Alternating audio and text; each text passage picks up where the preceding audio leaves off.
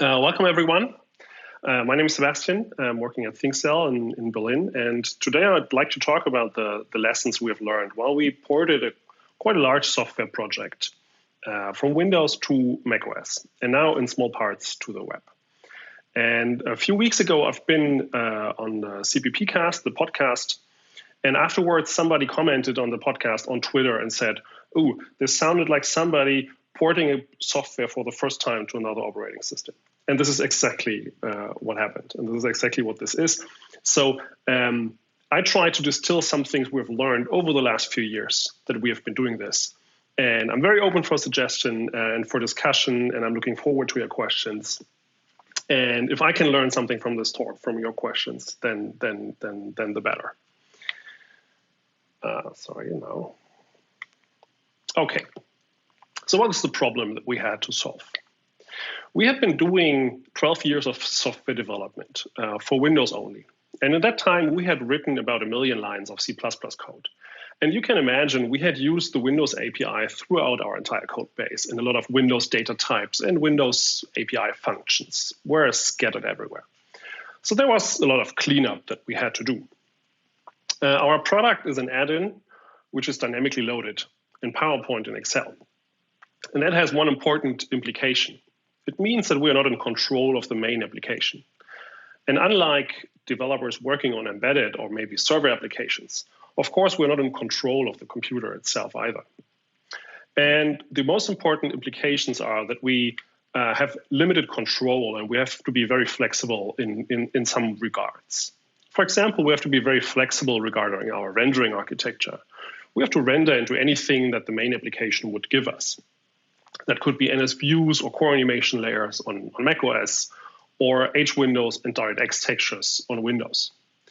We needed a renderer that would always support OpenGL and DirectX because that was best supported and that was what the main application used. Of course, we don't share the main message, that is the main event loop, or we don't control it. We share it with the main application. And we had to be very quick in adapting certain platform-specific features a lot of times. For example, that can mean very small things. PowerPoint on macOS, for example, supports the triple click that selects an entire paragraph of text.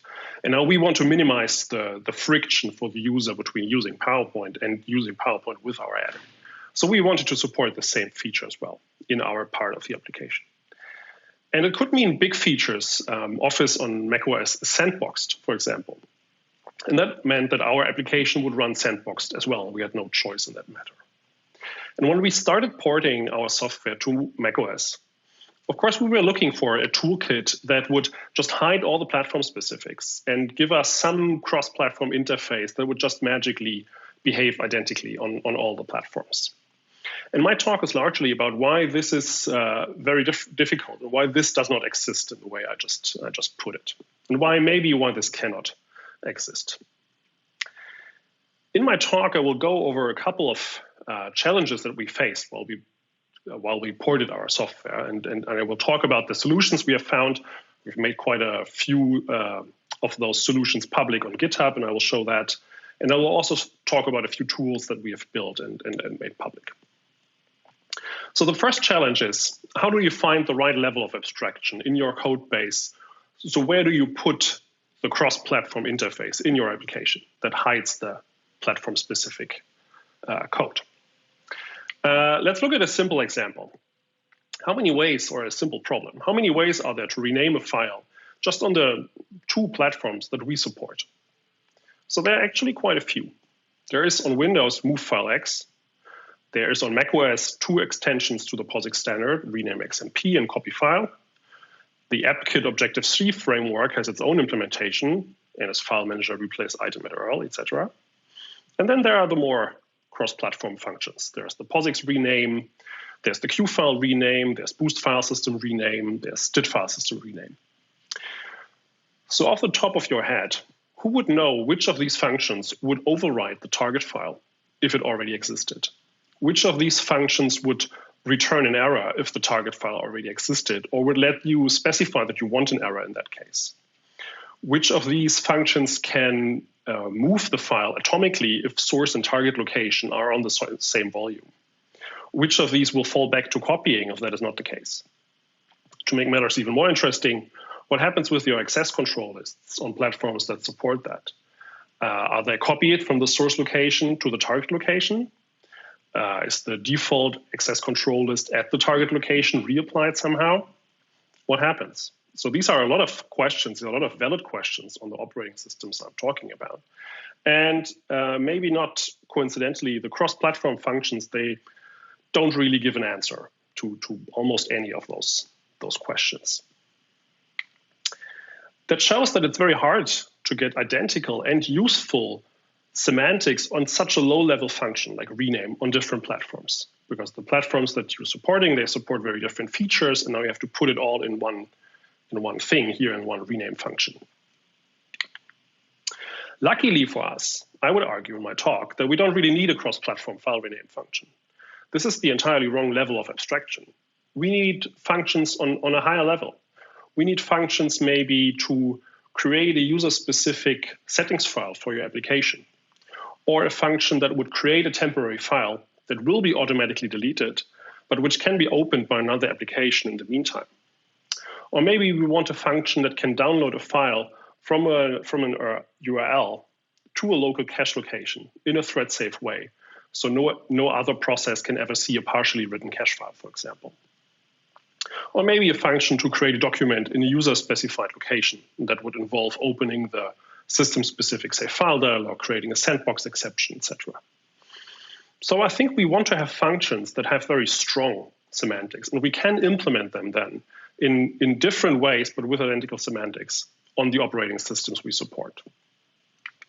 And by knowing what the function is supposed to do, we can now make the right choice on each operating system. And these choices can be very, very different. So let's look at the simplest example. We want to create just a settings file for our application, for the current user. So on Windows, that would mean, well, we probably want to create a ThinkCell subfolder in the app data location. That's where settings files goes.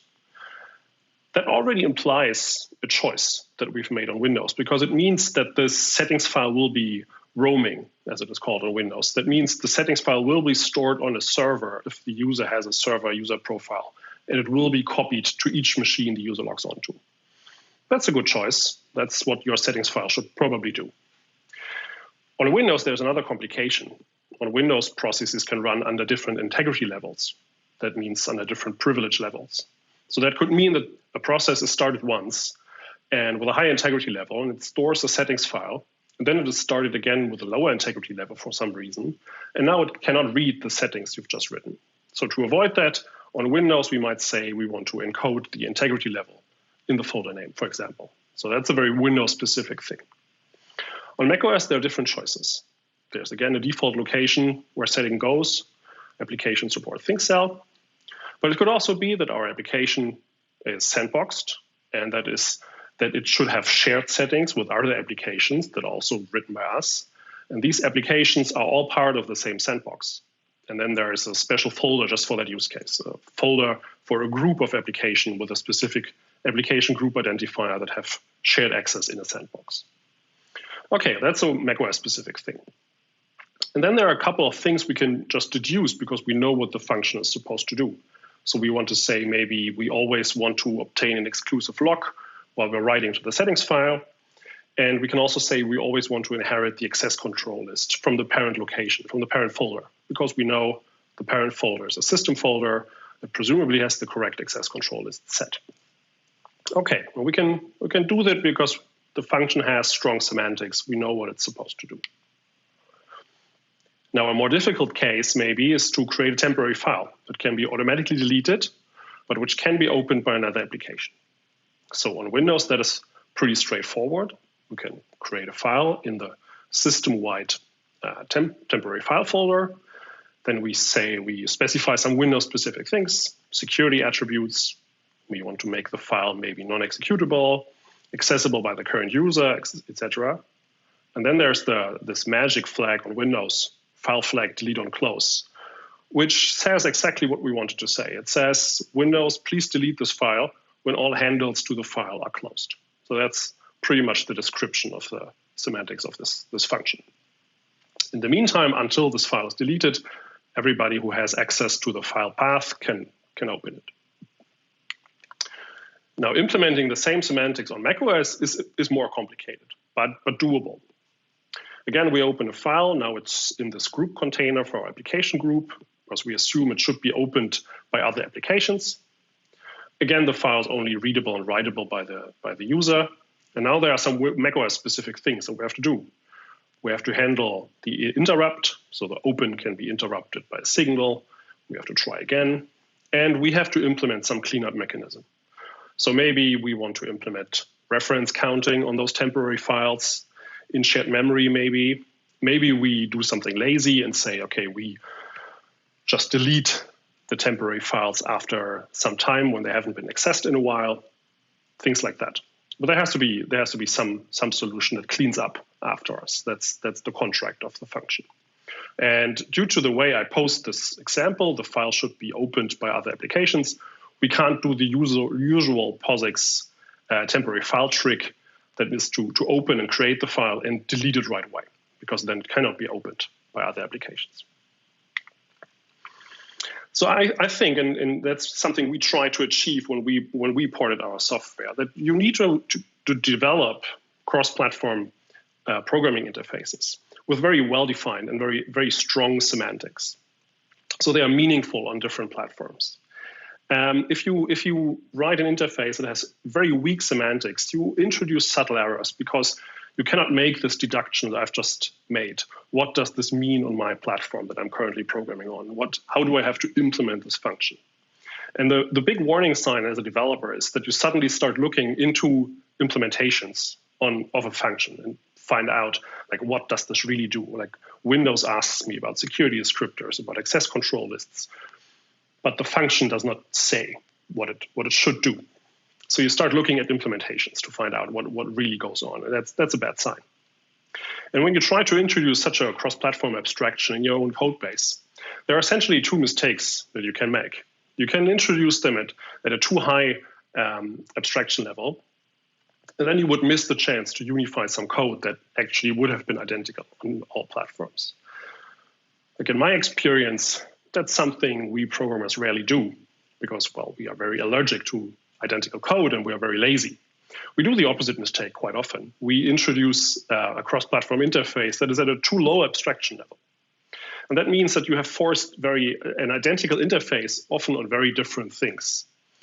That can mean, for example, that the semantics of your interface don't match one of your operating systems very well. So an example would be the Q file set permissions member function that lets you set file permissions in a cross-platform way.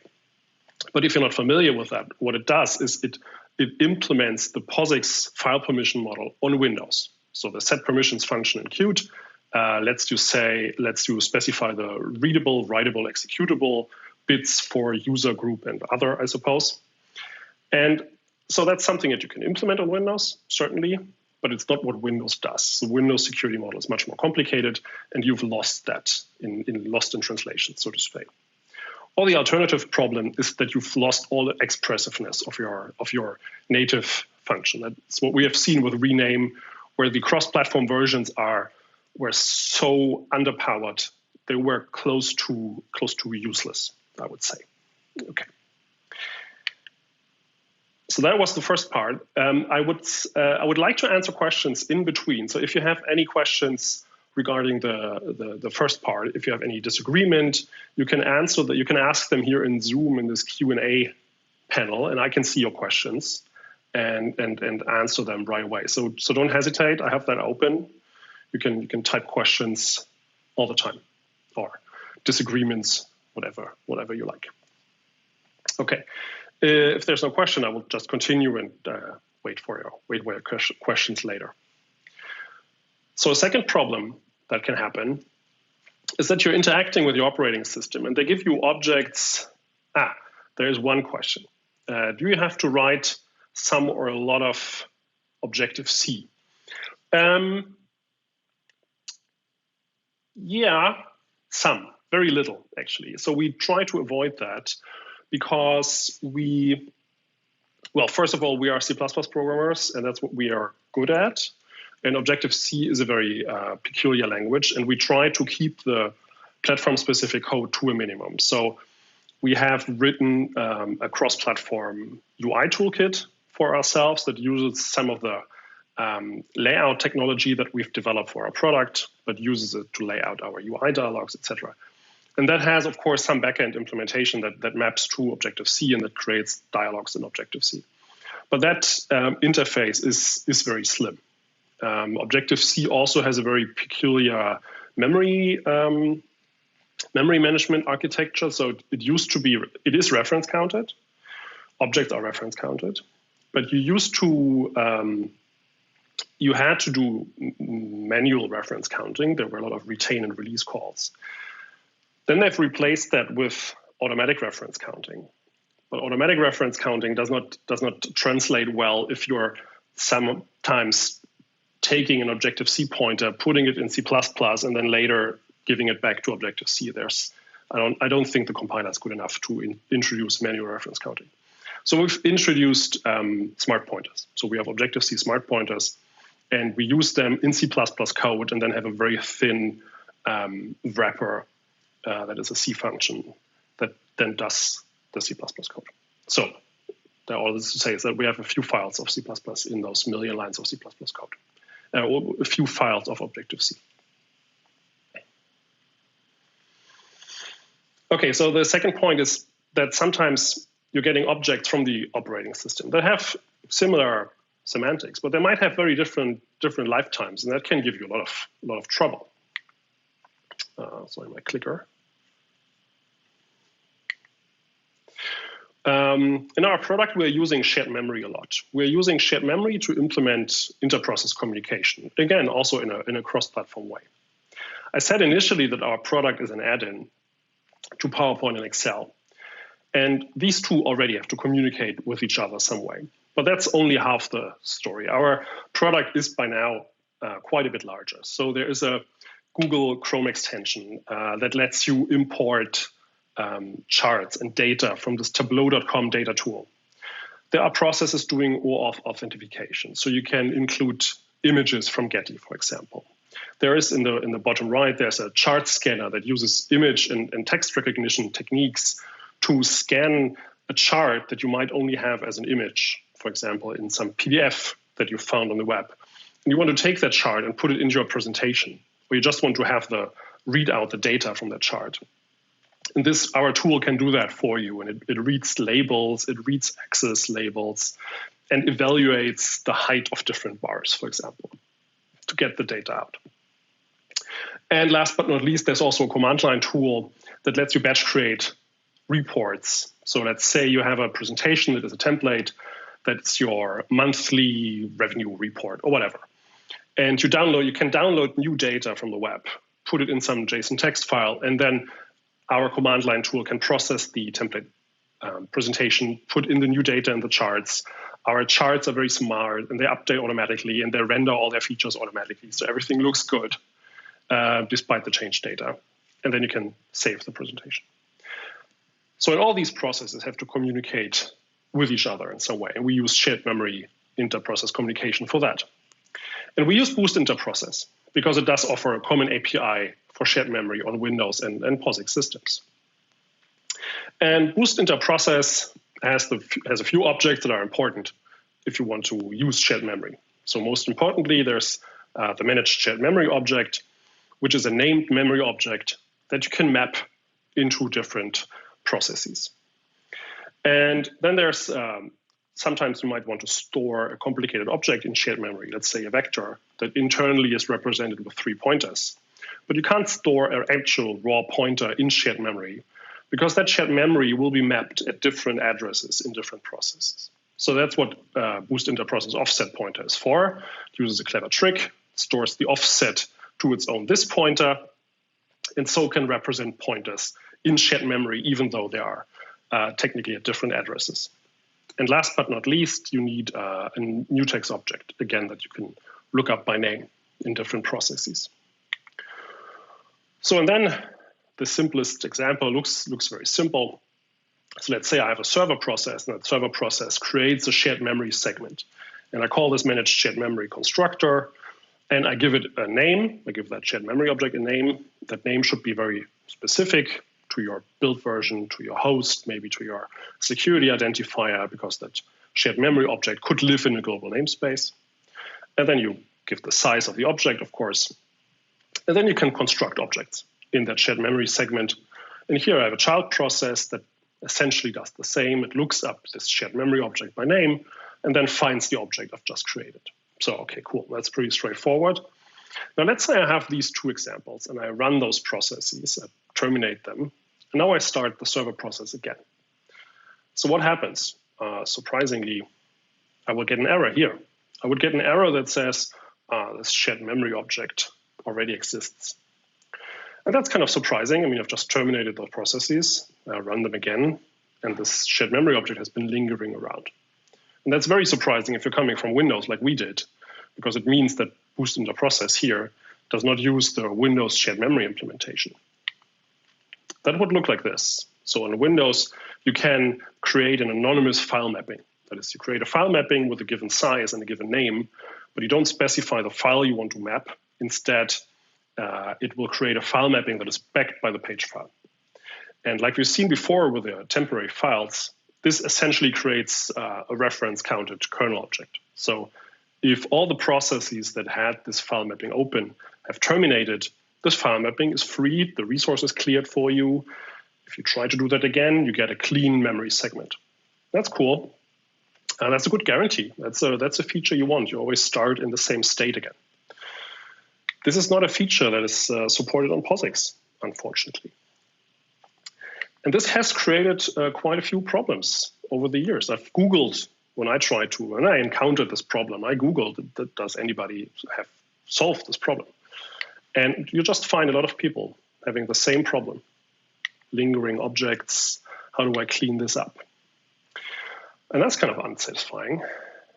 So on Windows shared memory objects, mutexes, almost all the kernel objects I can think of are reference counted. That means when the last user who has opened and handled to them has died, then the resource is freed automatically. On POSIX, shared memory can be either file-backed, which means that the backing file will still exist if the process has crashed, even after a reboot of the system. Or you can use actual POSIX shared memory, which still means that the backing memory will persist until you reboot the machine. So the POSIX model kind of assumes that you have a server-client process model where you have a server who owns a shared memory object, and then it starts and it will make sure that it recreates the shared memory object and deletes the old one maybe. So if that's not your use case, then you were out of luck, and you were out of luck if you used Boost Into Process or Qt, which were the two big cross-platform toolkits that had shared memory that I looked at, because they don't implement a solution to that problem. One solution are robust mutexes. Robust pthread mutex. So that's a pthread mutex that you can place in shared memory. You have to mark it as process shared, that you can place the mutex in the shared memory object itself. And then you can mark the mutex as robust. And that means it stores bookkeeping data. And it keeps track of which process last locked the mutex. So if your process comes along and tries to call pthread mutex lock, then it can return eowner dead, which means that the process who last locked the mutex has died while it held the mutex. And then you know at least, okay, my shared object, whatever I'm guarding here, is probably in an invalid state. And I have to do some cleanup now, or terminate or something. So there's a Boost Into Process pull request, not by me, that wants to implement robust mutexes in Boost Into Process that needs some support. Maybe some of you are interested in that. This is only half a solution, unfortunately, and macOS does not support robust mutexes anyway. So I had to look for something else. The only other resource I could find on any POSIX system that has actual process lifetime are file logs. And file logs are super weird on POSIX system. There are a lot of articles about it on the internet, about their strange semantics. But we used file logs to implement a better Boost Into Process shared memory object with, I think, better semantics. There's also a Boost Into Process pull request here that you might want to upvote or just use in your codebase. So there's the most internal method in this Boost Into Process thing. That's the method that opens the backing file. So we are still using a backing file, but we do something differently. When we open the backing file, we try to obtain an exclusive file lock on that backing file. If that succeeds, then we know we are the first process to open this backing file, and we can safely truncate it and throw away all the old data. And then we degrade our lock to a shared lock and go on. And if obtaining the initial exclusive lock has failed, we just do the same right away. We try to get a shared lock and wait here until we get it. So that sounds pretty simple. There are two problems here in the details that you have to be aware if you're using this. So one problem, that's the big problem, is that this flock call down here that degrades the exclusive lock from a shared lock to a shared lock is not actually atomic. That's the detail buried in the man pages. Instead, it releases the exclusive lock and obtains a shared lock. That's kind of annoying, but it doesn't seem to be that much of a problem because there are only two cases that can happen here.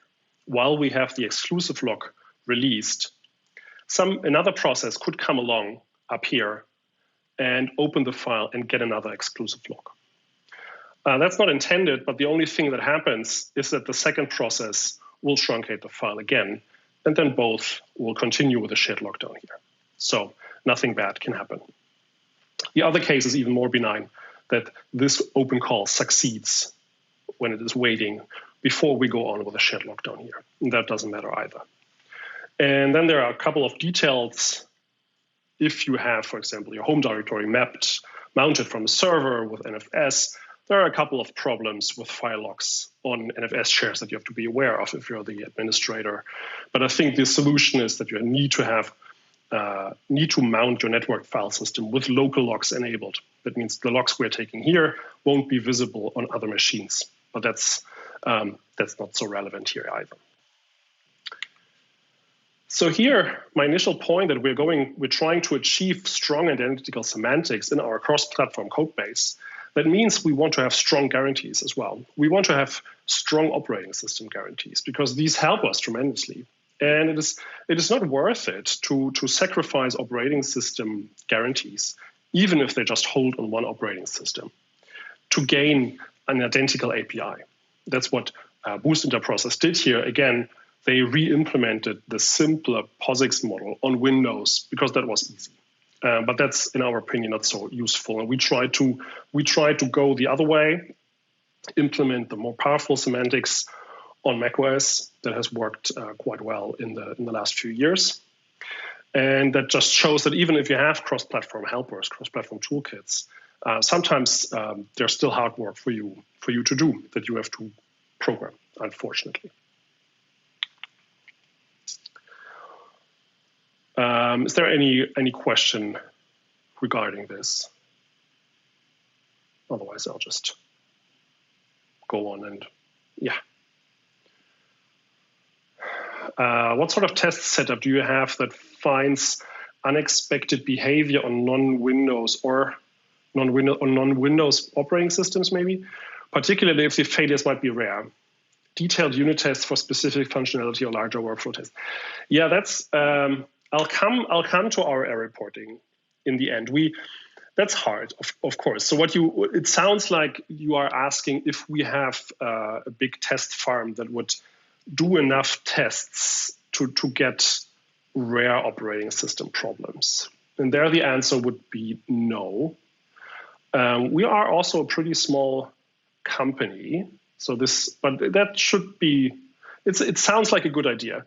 We do have unit tests. So we do have unit tests, of course, typically for the things like, I don't know, optimization algorithms, where or a lot of math problems, where okay, you will always get some result, even if your implementation is wrong.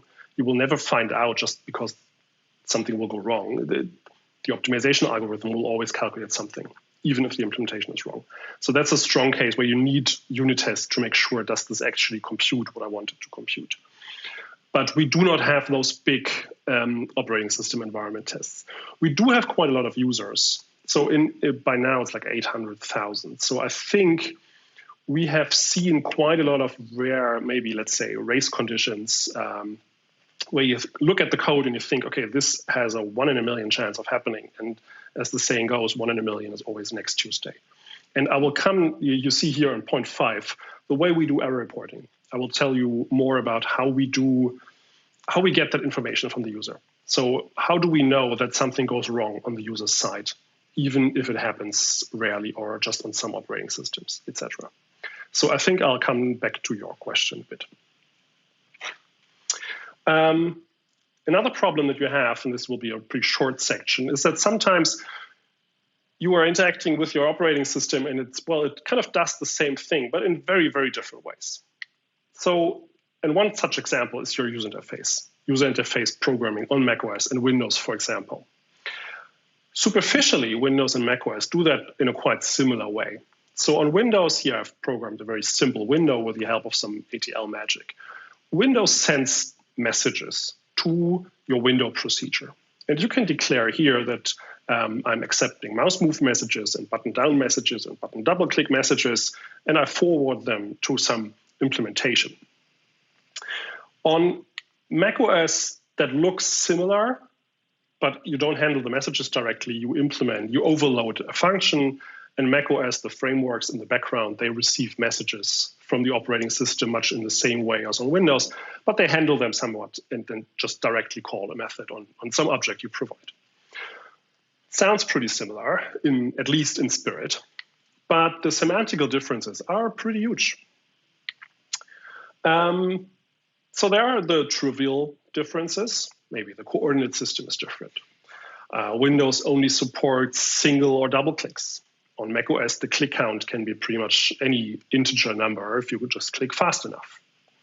And then more interestingly, on Windows, you have events like mouse leave or mouse entered, which are opt-in events. That means you have to register to receive these events at all.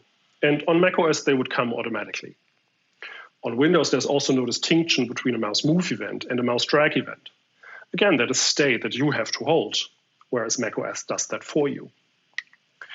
And now, most interestingly, on Windows, there are functions set capture and release capture that you have to call to receive mouse messages, even after the mouse has exited the window. So the most typical use case that everybody has to implement almost is that, let's say you have Photoshop or PowerPoint, and you're resizing some object. So you click the object with the mouse, the corner handle, let's say, and you drag the mouse.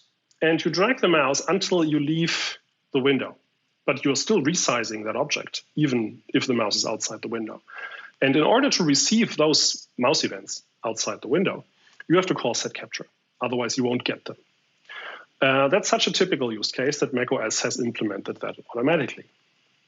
And last but not least, on Windows, this mouse message order can be pretty surprising. You can look at the Qt implementation of the Q window mouse handler to see some of the trickery they have to do to deal with out of order mouse events, or just you have maybe I have a left-handed mouse and a right-handed mouse on my computer. They can send click messages at any time in any combination. macOS again handles that and has a very sane model where you would know you receive mouse move events until you receive a mouse down event. Then you will receive mouse dragged events until you receive one mouse up exactly for the mouse button you've previously clicked. So that sounds like the thing you want. So here it was macOS that offered the much saner model with the much stronger guarantees. And that's, as I've said before, that's something we want. We want those strong guarantees. And we don't want to think about different operating systems in our cross-platform UI library or in your cross-platform rendering code or whatever. So here we went the other way and we said, okay, apparently there's a state machine in macOS that we don't have on Windows.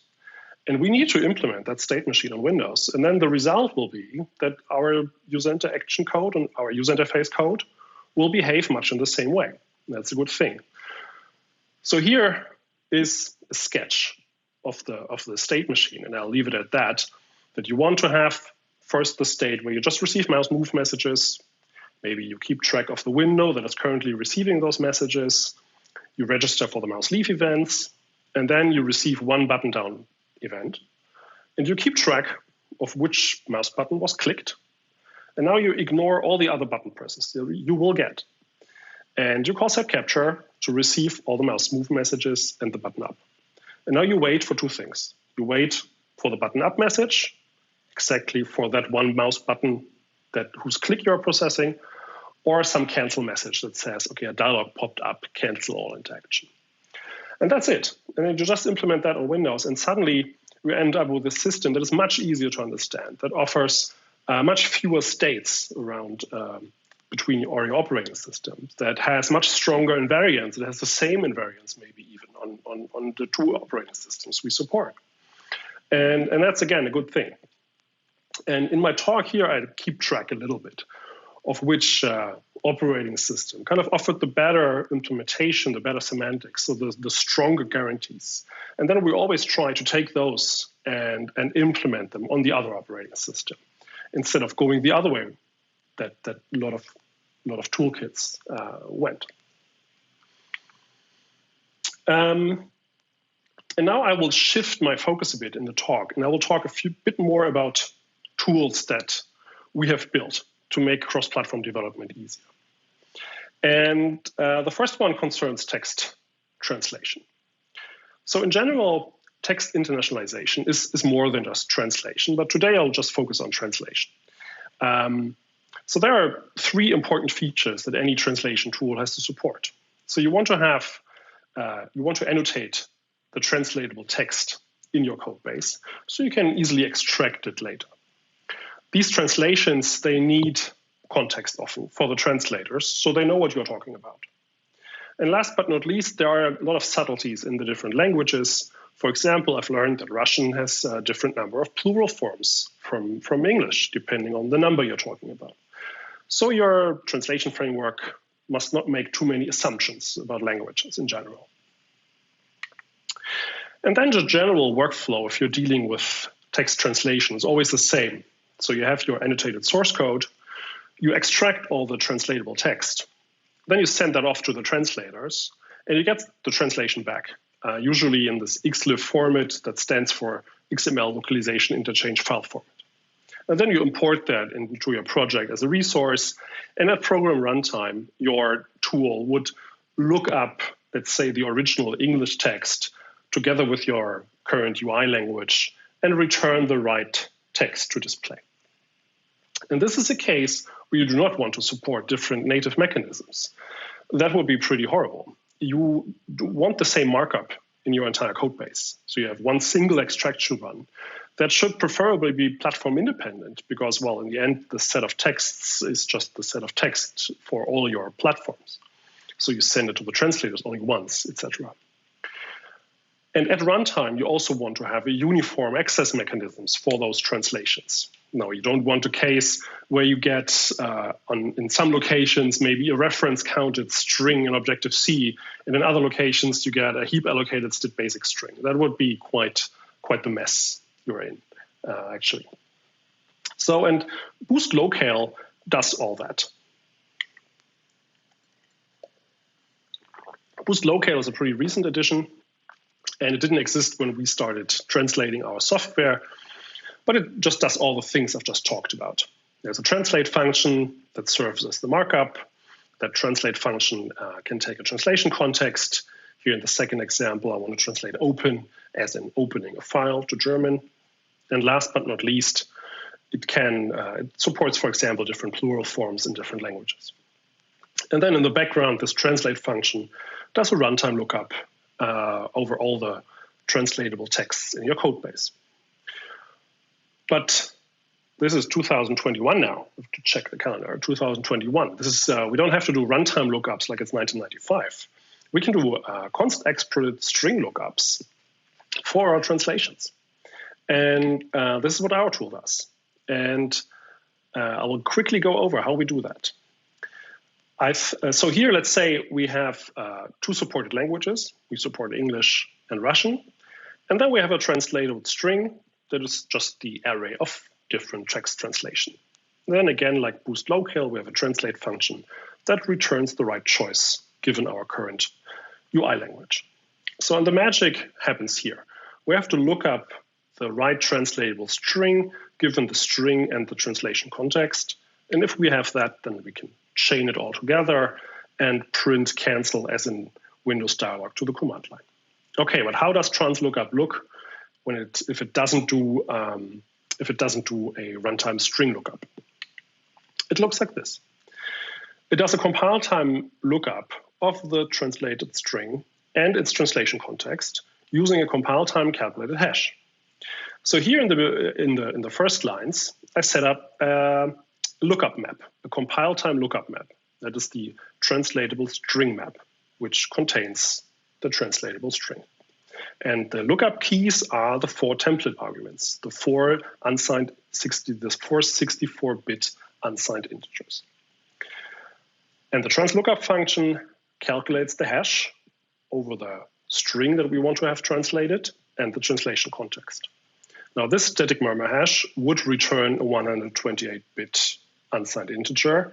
And because there's no built-in 128-bit integer type, we split this hash into 2 64-bit integers and use it as the lookup key at compile time.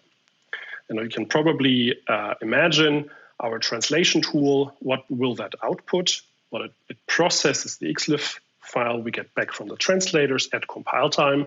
And of course, it outputs template specializations. Sorry. So it calculates the same static murmur hash, the same murmur hash that we calculate at compile time. It calculates them at build time and will output that template specialization. So that has one big advantage for us. There's less to worry about at runtime.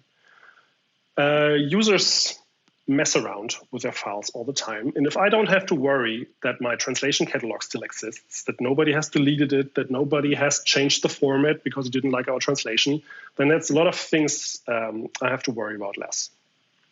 There's one disadvantage that wasn't relevant for us. If you are doing compile time string lookups, then you cannot ship additional language packs with additional translations, for example. But that's nothing we did anyway.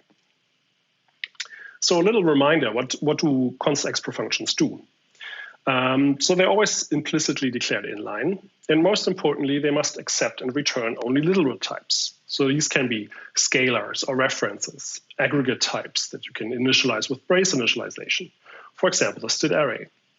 It can be any type with a const expr constructor and destructor as long as all data members and base classes are literal types themselves.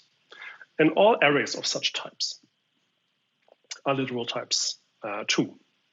So const expr function can't be virtual, of course, and it cannot contain goto.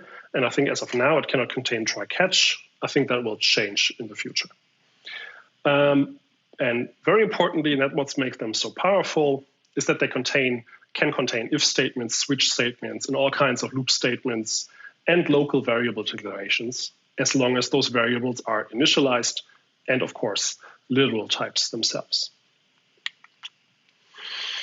And with those limitations, it's pretty straightforward to implement a compile time hash function. Here, the murmur hash is just the GitHub C implementation, but ported to C++ const expr functions.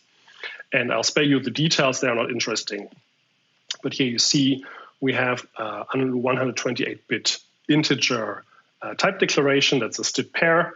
And we have the hash function. It can be a templated function. It takes the string array as an array with a templated size, and it even takes the pointer to the first member of that zero terminated string and passes that to the hash function. All that's not a problem for const expr functions. So here we are going for strong identical semantics, and that includes the build system. That includes the tools that we are building ourselves to make our build system better.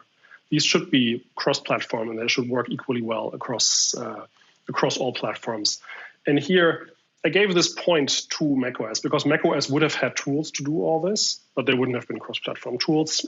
Versus on Windows, where I think you actually pretty much needed to build your own tools, at least in C++, where it's not that well. Where the translation is not that well supported. Okay, now I come to my almost last talk, and I think that will kind of answer Richard's question from before.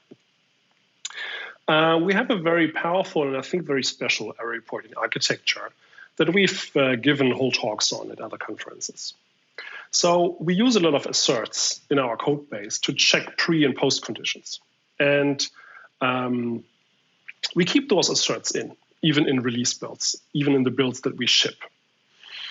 And we always check all the error codes that are returned, or all the return values returned by system API calls that we're making.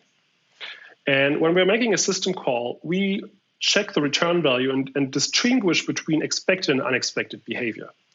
So let's say you are trying to open a file, then it's always expected behavior that this file does not exist. That's just what can happen. But it's very unexpected that the open file function returns error out of paper. That's not an error you want to handle. So when we counter an unexpected return value, unexpected behavior, of course, we might show an error message to the user, but what's more important is that we always send an error report home to our backend servers. And our backend can analyze this error report. It can check, do we have already fixed the bug? In which version have we fixed the bug? Do we need more information from the user to diagnose that bug? And then it reports that information back to the maybe crashing process. And that process might then download the update that fixes the bug, so the user will never face the bug again. Or it might just show a more informative error message to the user saying, please contact support, we need more information, please send us a reproduction if you can, etc. So that's pretty cool, and that allows us to find a lot of errors that only happen on very specific system configurations. So and from our developer side, we have such a database interface, and we can look at the bugs that happened in specific versions, on specific operating systems. We can sort them, look at which ones were the most frequent, enter when did I fix this bug, do I need more information, etc. Our backend pre-analyzes the bug reports and can walk the stack and can, for example, here show the location where the error occurred, but the most meaningful location. It can walk up the stack a little bit to skip maybe asserts inside a shared pointer or something that's not so interesting, but you want to have the location in your own code base where that bug happened. And it groups those errors meaningfully. So like I said, that finds a lot of bugs, and that finds a lot of the bugs that depend on a specific setup that we could never reproduce. On Windows, the core of this functionality is this mini dump write dump function that is extremely useful because, as the name implies, it can write a small dump of the program state. In the smallest case, it's just a dump that includes the stack and all the registers. And Microsoft helpfully provides symbol servers that let you symbolicate the small dump. And then you can get the entire stack with symbols for your own application, for the Microsoft libraries. And that's a lot of information in about 100 kilobyte in size. And nothing similar existed on macOS, unfortunately. So there's the Google Breakpad and Google Crashpad project, of course. But that made a lot of weird choices, or we found weird choices, so we didn't want to include it in our code base. So for example, it writes Windows mini dumps on all systems. I think Microsoft has published some headers, but I'm not sure if it's really documented. But most importantly, that meant that Google Breakpad needs a custom code to write Windows mini dumps, and it also needs custom code to read Windows mini dumps, because no tool will read the Windows mini dump file format containing macOS crashes. So that turned out to be a lot of code that we would need to support for a not so powerful solution in the end. And we felt, at least on macOS, there was a much better solution. Because on macOS, in the Mac file format, the binary file format, that's very well documented. And that includes documentation for the core file format that the LLDB debugger could read. And I know on Linux the situation is different because apparently for the ELF binary, the core file format isn't as well documented, and you would need to emulate essentially what GDB does and expects. But here we had to say, okay, all we have to do is write a valid Mac core file that only contains the stack memory. So this is what we did. And also this is also published on GitHub. I'll show you the link on the next slide. So if you're implementing error reporting yourself, the first thing you have to do is let the error reporting run in a separate process. So you have a process that encountered unexpected behavior. And it could be something benign, could be just a post condition where the assert was wrong. So your process is fundamentally okay. But it could be something serious. You're almost running out of stack memory and your process can't do anything serious anymore. So you delegate the error reporting. On macOS, you can start a new process and you can send it access rights to your entire process, even if that is sandboxed, by sending it a special kernel message. You look up a port, a Mach port. Mach is the kernel interface here. And then you send a message that just says, please, other process, here is a reference to my process with all the access rights attached. Okay, cool. And then you send off that message. And when you have done that, your crash reporter has all the rights to access the memory of the crashing process. And the rest of the implementation, writing a mini dump, is pretty straightforward. You have to go over the core file format documentation and simultaneously over the kernel file, over the kernel function documentation, and just assemble the information you need. So you have to gather the information about all the threads of your crashing process. You have to get the state of each crashing process, all the registers. And then you have to get the memory, of course, of the crashing process. Again, there's a helpful function, mach_vm region recurse, that will iterate over all memory regions in macOS. It will even tell you if this is a stack memory region.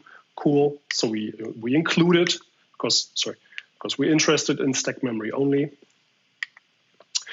And when you have done that, you write it all down into a binary file. And the resulting file can be loaded in LLDB as a core file without further ado. As a zip file, that's maybe 120, 200 kilobyte in size, so it's pretty comparable to Windows mini dumps. There's some additional metadata that you have to include. You want to include the information, which libraries, which binaries were mapped into your process and at which address. So you can load them in LLDB as well to get a meaningful stack trace. Okay, and that's essentially it. You have to get the debug symbols for your own build, of course, but you have to get those for Windows as well. There are no symbol servers, unfortunately, for macOS, but you can gather the system binaries. There's such a limited number of macOS builds that you have to support that what we do is we just copy all the system binaries to our server and we index them meaningfully. And then you need a little driver for LLDB that uses the LLDB API that loads our metadata, it loads our core file, it loads all the macOS binaries from our server, and then you have a very powerful API to analyze a stack of the crashing process on macOS. So, and that's essentially the answer to Richard's question. How do we find hard to reproduce bugs that depend on the user's specific setup? Well, in the end, we find out a lot of information about our users. And because we are sending so many error reports, we do find those rare bugs pretty often. And there are just a lot of them. So I think you can certainly set up a few tests to get rare race conditions or something like that. But the amount of different configurations that our users have, they're typically in a business environment. They all have a system administrator. Those system administrators apparently all have different ideas how to set up a system. Some of them have very specific software running. It can be digital rights management software that tries to lock down your entire system, and that affects our software as well.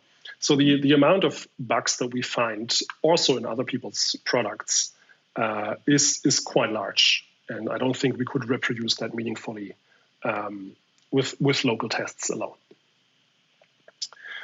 So now I come to the last part of my talk, the little teaser that we've also started porting our software to the web. And again, we've built, I think, a pretty cool tool that I hope I'll give a talk maybe next year about this entire tool.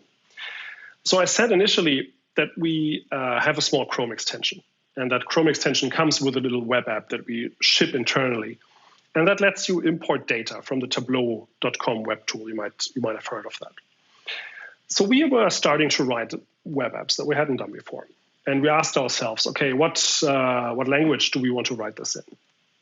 So JavaScript was a hard no, obviously, and we started looking at TypeScript.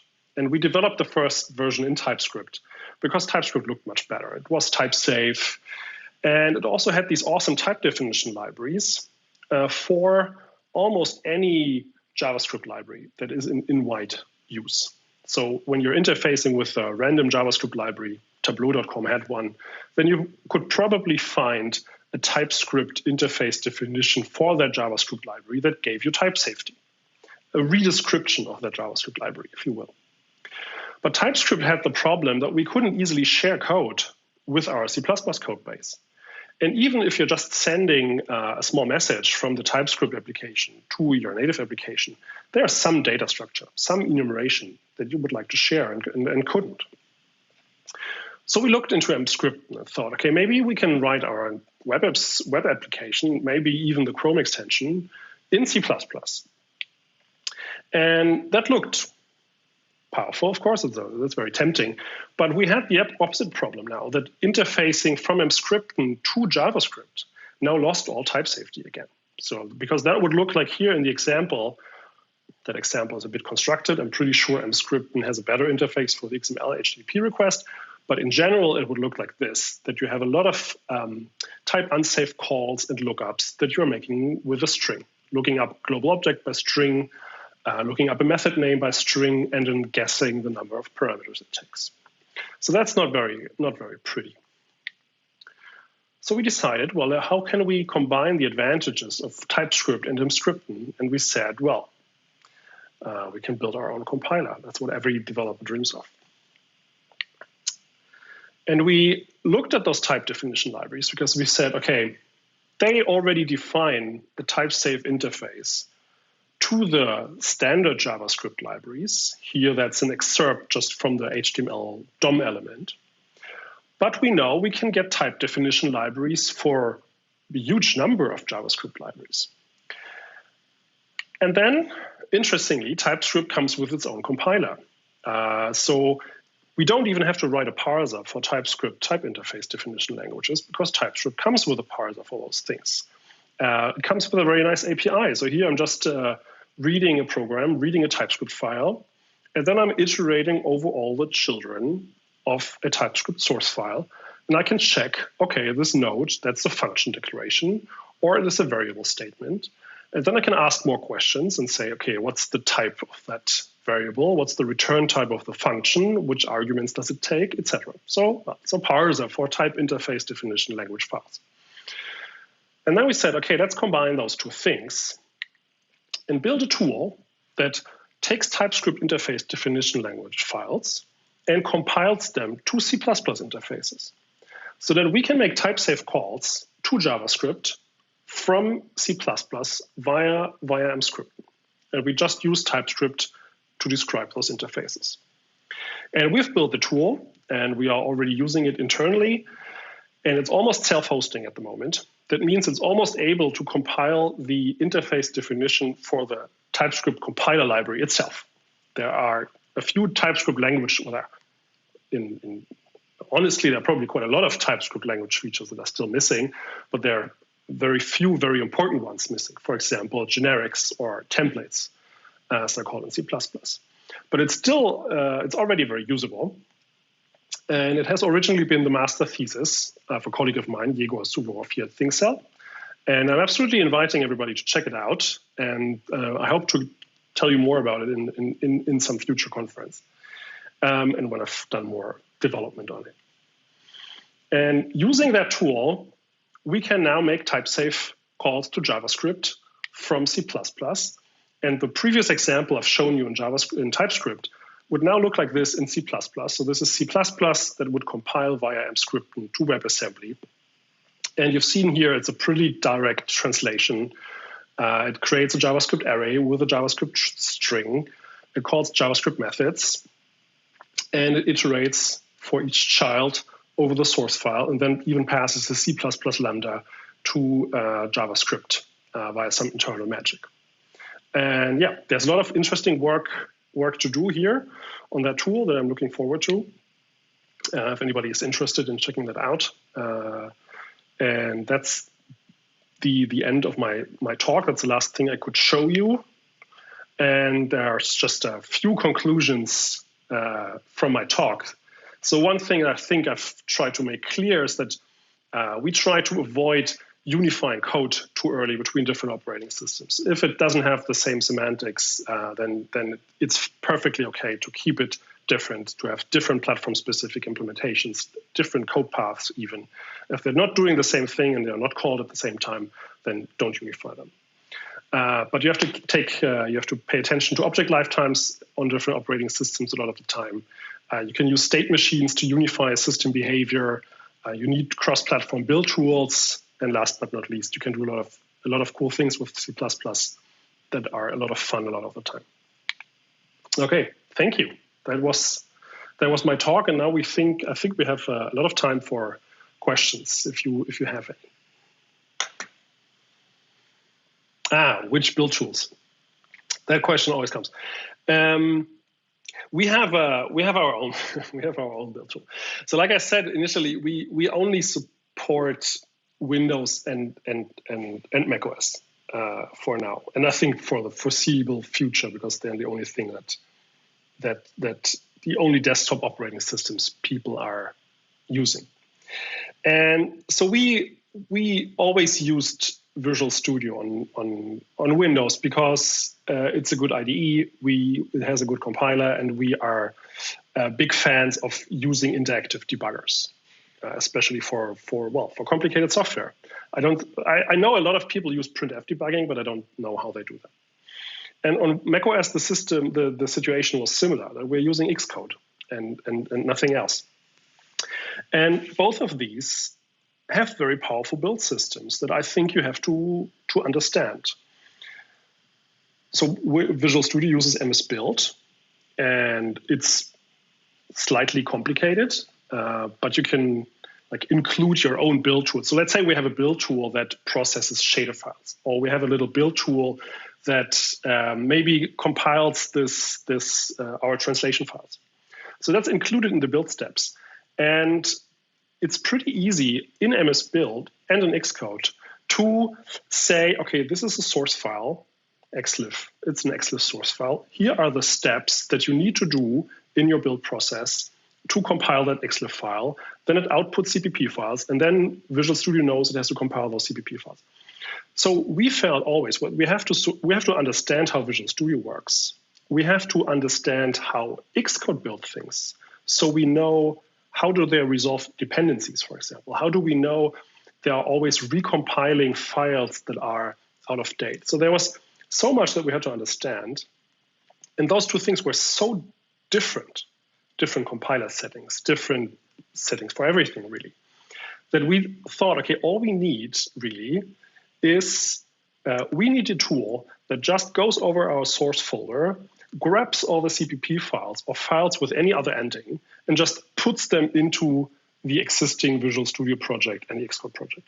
And this is our build tool. So it's a 500-line Python script that essentially walks our source tree and has a few rules how to match file endings to build steps. And then the rest is entirely configured in Visual Studio and Xcode. And that works very well. We have tried to port it to CMake, but that turned into a very long and very big project and was surprisingly difficult. So we have a very special but very simple build system in the end. Okay, so let me click those answers away here.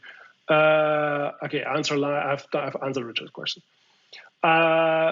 Richard, again, I missed what you were gaining by using C++ to TypeScript.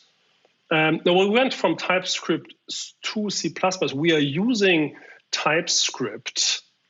Well, we want to build the web application in C++. Because for one thing, we are much better C++ programmers than we are TypeScript programmers. There are also a lot of weird things in TypeScript and JavaScript by extension that we really don't want to live with. Let's say the simplest thing, that you can't have a map where the key is a date. So you have, you sort your data by date. and you put you sort them into a map, and the key is the date, and you want to have them unique by date or something. So like a simple hash map in Macos. Sorry, like a simple hash map on in C++. That would not work because the key in JavaScript would always have object identity. So unless you put in unless you put in the same date as in the same object as the key, even two different objects representing the same date, they would not compare as equal. So you can't input a comparator like you would in C++. These little things that if you're coming from C++ annoy you so much that you don't really want to program in it. And yes, there was code sharing. There was some amount of code sharing that we wanted to do, messages, maybe just defining the message that you're sending in both your client and your server and sharing that code. That didn't work if you just used TypeScript. So yes, it was for code sharing between the web application and the non-web application part. But it was also because programming C++ is, for us at least, way easier. Okay, and I did not get how the cons export translation functions work. Do we have to build your application once per target language? No. So the text translation has always two lookups. So the first lookup is you have a string constant in your code, translate cancel into all my languages. And the first lookup you're doing is lookup cancel in your entire catalog of translation. And that step can be done at compile time. And the return value you're getting already is the array of all the languages you support. And that's the expensive lookup step. So you're looking up cancel in all the translatable strings. And the return value is an array of translations of cancel. And this first step is done at compile time. And the second step, like choosing the right translation in your array for the current UI language, that you do at runtime, of course. Okay.